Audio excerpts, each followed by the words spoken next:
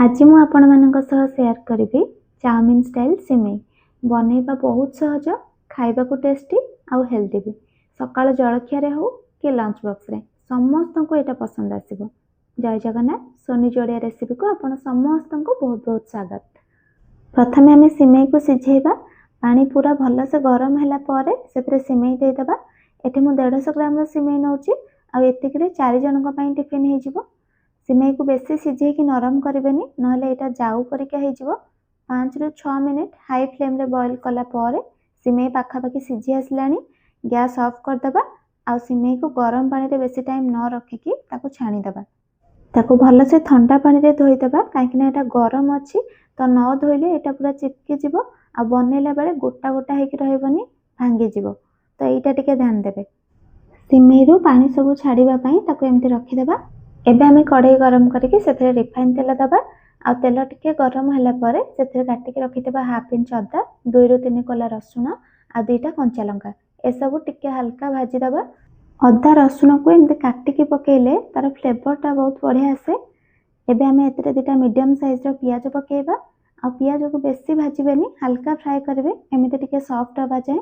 आ एबे आमे एतरे दबा काटी के रखितबा गोटे गाजर, मक्का आ आपण चाहिले मक्का को टिके सिझे कि नहीं पारिबे। एबे दबा कैप्सिकम, आपण एथरे ग्रीन मटर, पत्रकोबी, बीट कि अलगा किछि निज पसंद रो परिबा पकेकी एको आउ टिके हेल्दी भी बनाई पारिबे। एबे एथरे दबा स्वाद अनुसार लूण, आधा चम्मच हळदी गुंड, याको जदि आउ टिके कलरफुल करिया को चाहउचंती ताले टिके काश्मीर लंका गुंड भी पकेई पारिबे। ए सब परिबार बस कंचापण जिबा जाय टिके हल्का फ्राई करिबे। एबे आमे एथरे ऐड करबा गोटे चम्मच गोलमर्च गुंड आ गोटे मैगी मसला जोटा कि सिमेई को पूरा नूडल्स परिका टेस्ट आनी दबो।